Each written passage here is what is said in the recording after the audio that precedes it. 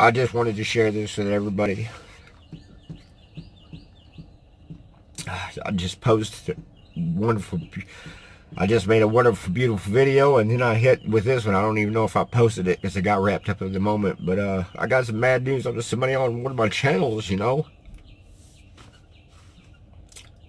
I ain't gonna say who it is, but he's close friends with the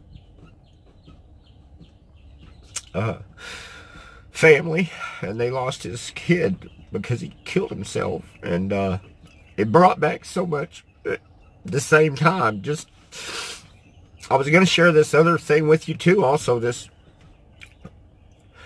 when I was going through thinking about, you know, letting somebody notarize the business and take control of the business and me leave the bills on over there for that guy,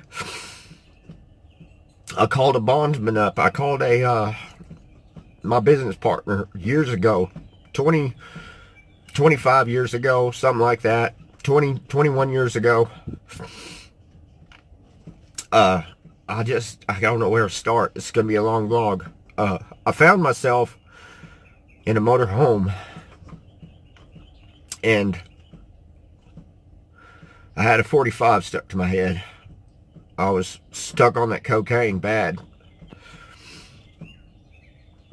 I didn't pull the trigger because I don't think my wife could mentally handle it. She really loved me, you know, deeply, and I didn't think that my kids, because my kids was, my boy was only a year old. I was around let me think. No, my son wasn't born at that time. So it was just my daughter, but I don't think my wife would have been very successful in raising my daughter, and just the things that were going on at the time. I didn't think she could make it without me, you know, and the love for my family is what saved me on that one. And so I ended up losing my business partner on that deal, and his name was Alan.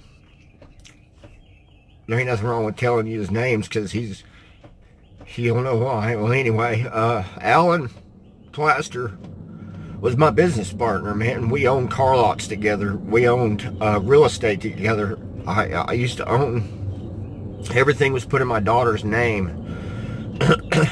That was the security of, okay, if you trust, I know things, you know. I said, well, I don't know. I just didn't feel like trusting him with everything, you know. Everything, we were half and half on everything. And we ended up acquiring a car lot, detail shop. I think we had a rat business at one time. We raised rats for the zoo around here to feed the snakes. We made good money at doing that. Anything and everything that we put our minds together. He was the brains and I was the brawn. We turned houses, we bought houses one at a time and turned them into efficiencies. We'd split them down the middle and put I would put a bathroom and an extra kitchen on, you know, because that's all you got to do with these real estate properties. And we paid the note. We were paying the notes on the bank, and I had a in-ground concrete swimming pool with a goldfish and a jacuzzi house, a greenhouse, two motor homes, you know. One of them parked out beside the swimming pool, and the other one I used to go up and down the river to go throwing a canoe in the water when it rained real hard and flooded, which is dangerous, very dangerous to get in the river in a canoe. But anyway, I don't want to get into that story. But I owned a lot of stuff, you know. I was very successful, and my business partner, right about then, I come home one day and was in a hurry to get somewhere, and he says, I need you to sign these papers, the insurance papers.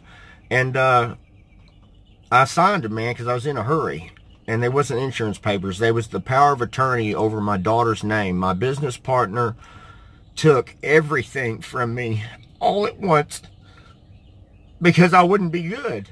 I kept stealing from everybody. I was stealing from myself. I was stealing from him. I was stealing from the family. And he couldn't sit there and watch it happen. So I came home anyway, and I thought that I signed some papers, and that was it was a power of attorney. I'm sorry, the camera cut off. It was a power of attorney. My motor home that was in the backyard by the swimming pool was sitting in the front yard, and he said that he was going to let somebody borrow it. and wasn't a couple of months after that, I didn't see it, and the phone rang, and he asked, can I please have some privacy? And my business partner and me never hid nothing. So I said, sure, and I went into the other room and listened to the conversation, and it was about that motorhome, and talking about selling the house, and talking about selling all of our houses and everything, you know, just total liquidation. And I got off the phone, and me and him got in a big old fight. And I remember asking him, I said, so when did you plan on telling me? And how did you get the property sold, you know, and did this, that, and the other? He fessed up. He told me, he says, I'm not going to sit here and watch you throw your life down the tubes, man. You know, you got an opportunity with me, and you could have had a wonderful life, man. He had HIV, man. He caught it from a blood transfusion, and that's why he put everything in my daughter's name. In case something happened to him, we would be okay. Well, he decided to go on with his life. He wound up beating the HIV virus. It was just a handful of pills. They only gave him a year and a half when he first contacted it to live, and he lived a complete 22 years. Around, well, no, it was around, yes, it was 22 years, because my daughter is 25, 26. It may be longer than that. He lived that long. And anyway, I lost everything. He kept all the money, told me I wasn't getting a damn dime of it, and he even messed up a little bit and gave me $1,800, and I got into an apartment. I didn't do any cocaine from then and thereafter. I did fight with my meth addiction for a long time after that, and it was a struggle there. But anyway, I called him up the other day. He was the guy that I was telling you about at the beginning of the story, that I called him up and was going to ask him to be a notary for me, and to ask him for advice on the shop, because I've been talking to him about the shop. We still talk. We're still friends. I called that dude Dad, you know, because he was the guy that always, for example, one time, he was the guy that my wife came in and she says, honey, do you know what date it is? And I said, well, sweetheart, and he poked me in my back, and I had flowers. I didn't know what he had behind my back, but I pulled the flowers out, and I looked at him like this, and I looked at the flowers, and I handed them to my wife, and she says, you did remember. You know, he was always there for me where I failed. You know, he was always giving me good advice. He was no blood relationship to me at all, but I called him Dad because he saved me from a lot of things, but he couldn't save me from my addiction. I thought that when I got all that far up on the chain, that drugs couldn't take me down, and that I was too successful, and there's no way in hell that I could just shut it off anytime I wanted. Anyway, I called the guy up. I know I'm getting sidetracked, and he died. He died about back in Christmas.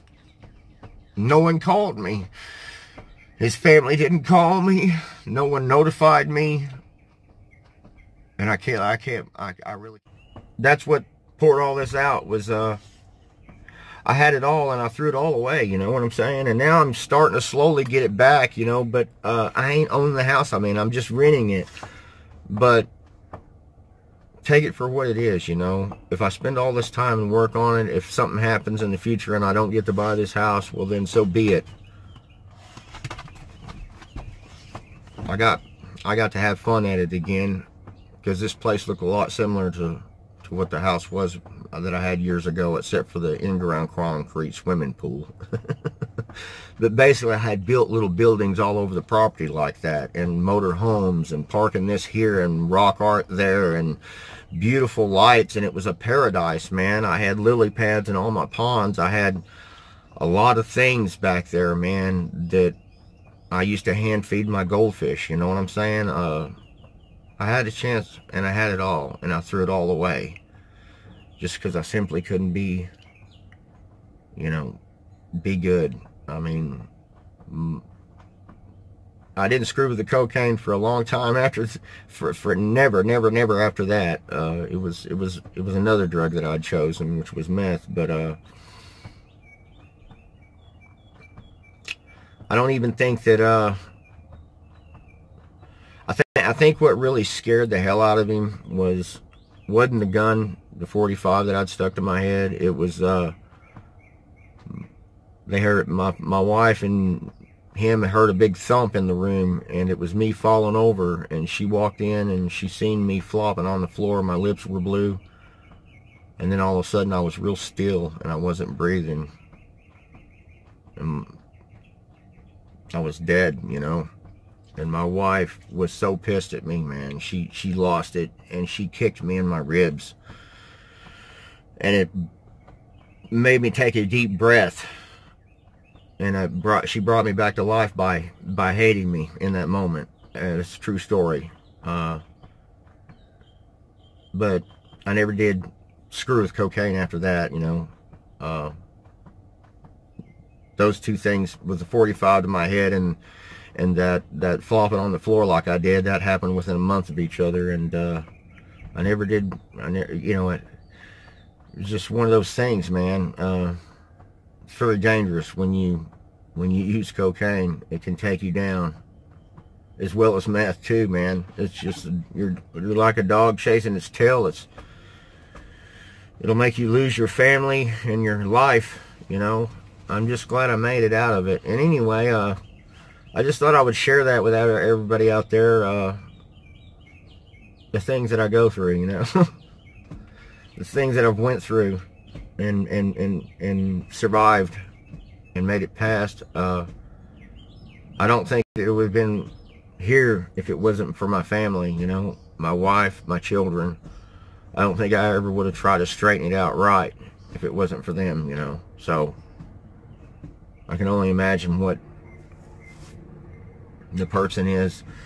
He watches my channel all the time. He's been here since the beginning, and I don't want to give any names, but yeah, I know how it feels to go through a tragic situation like that, man. My heart goes out to you. I can't believe Alan's gone, man. It was like I think I did get a chance to say goodbye to him. He told me he wasn't doing too well, and I said, well, just in case something happens, you got this channel. You can tell him to send me an email. He says, I will give him the directions and this and that and the other. And they probably seen my dumbass rotten teeth and everything else on this YouTube channel and said, hell no, I don't want to give him a chance to come over here after everything they done, you know, because his family was mad at me too. We were successful together, and we sucked when we were apart from each other, you know. We didn't make that much money being apart from each other. We were like that, and when we did things together, we always made money and succeeded drastically, you know. Anyway, I mean, we had a lot of money back then. I never had to worry about money. I never had to worry about tools. I mean, nothing, man. I was living life to the fullest, man. I threw it all away for that stupid drugs, man. And now I'm having to struggle and do it the hard way. Maybe have a chance to teach my son to do what I did, which was heating and air, and teach him how to fix things in these houses and stuff. You know, I've been teaching him everything I can right now, trying to get him to learn these things so maybe he can be successful if he comes into somebody that'll give him a break, you know, and use his knowledge to benefit from it, you know. I didn't have no college education to get there, nothing. It was just pure smarts, you know what I'm saying? It was, carpentry came natural to me, knowing heating and air and being around a house while it's being built. When you're putting an air conditioner in a house and you see how it comes together, you see everything is being done, and if you have any questions, you just ask the people there that put it together right there in front of you, you know.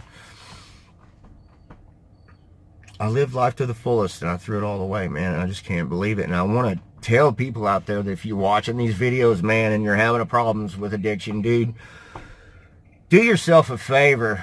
Get the fuck away from it, man. It's not worth it. You can't tame it. You can't adjust it. You can't fine-tune it. you'll struggle with it. Sooner or later, you're going to lose everything. Everything you own and have to start all over. It's a miracle that I'm here. If it wasn't for the fact that I was on a motorcycle and somebody hit me and I got a big lump sum of money to move my family back to Texas from Louisiana after I watched my mom pass away and buried deep in my addiction then. Didn't care about nothing then. Mom died. Found if it wasn't for that money that I got from that insurance settlement, I wouldn't have been able to make it back to Texas and have everything I have now. I wouldn't have had to have my 72 Chevy truck. I wouldn't have had the desire to bond with my son and teach him everything I know. And instead, I was constantly working constantly to support this habit. You know, it was like I thought I could fine-tune things and go to work on an 8-to-5 job here and then work side jobs, you know, to pay for my addiction. The money part, you know, the money that I thought I could fine tune it down where, you know, my 8-to-5 job that paid for my family, and then my second job that I had, or my side projects that I had, with whatever I could find to do to make extra money, man, I would do it. And I would sometimes get home at like 2 in the morning, get 4 or 5 hours of sleep, and then get right back up, do my blast of stuff to wake me up again, and then hit the road again and take it all day long. I wasn't the kind of guy that sit there and fed on it all the time, every minute. You know, you hear these freaks out there and they really get far out there, you know. I was the kind of guy that I tried to use it as a tool to get a lot done, you know, to work harder, to work longer, so I could get more done, so I could make more money. And the more money that I made didn't do a damn thing but supply my habit, you know. And then you have your ups and downs, you know. You'll have a spill to where you lose your dog, Bud, and you'll start not working, and you'll start spending money, and you'll start stealing from your family, you know. I never did steal from anybody but my family and my business partner, man, and he knew what I was about, man. He didn't even have to ask that stupid question when he found one of my saws or one of our saws missing, or one of the cars are missing over there at the car lot. All of a sudden, he didn't even ask. He knew where it went, you know. He didn't even want to get in a fight with me about it. That's how much and how understanding he was for a long time. I think he put up with it for 6-8 years, man. I knew the guy and lived with him for at least 8 years. I grew all that. It was about, whoops. Sorry. I bet you I'm upside down now. I don't know. Anyway, I'll see y'all later, and I just thought I'd share that out there for everybody, man. It took a lot to bring that out, but that's what happened in my life and where I'm at. Maybe this needs to be the introduction to my videos. I think I'll do that. I'll post this up there, and it's a little trailer that you watch when you join a channel. Anyway, see y'all till next time, man. And y'all be good and keeping it real. Stay clean, y'all. Let's out.